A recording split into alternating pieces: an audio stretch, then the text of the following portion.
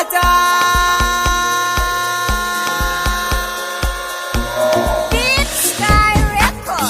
Amineti ne ayyo Allah so me san ka sannu wata rana maki ne taki mai kin ka sannu wata rana masoyi ne gabatin yazo daga annabi lalle ko waki ne ya kai ke koman san gina kan gaskiya ne taki mai san ka da gaske ka ji ka sace zuci ka ba shi kulawar ka da kyau ya buka ba shi abinci ni banga aibu ba banga illa ba banga laifi ba kan na furtai na kaunar ki wani daukaran tsanakin duran kamar makinki har kina ikirarin kina ta furarin kina cewa wai zaki kashe ni ina aure ki sarauwar gaggawa kin da ki shafurin minki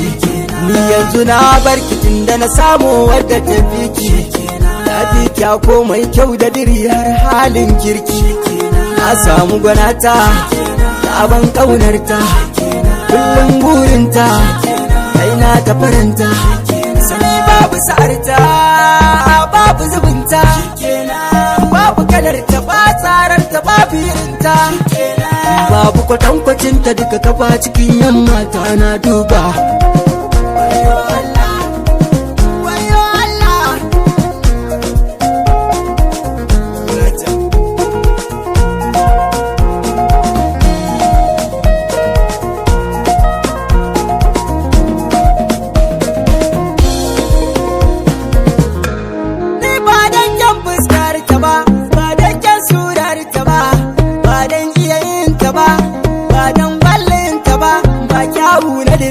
Ba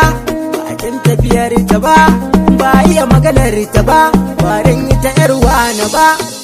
dan suturar ta ba zuciya ta mun ta da santa ba sai dan halinta wanda kowa ba zai kushe ta ba amma nan kan ne cikin kuma ta bangayen na ta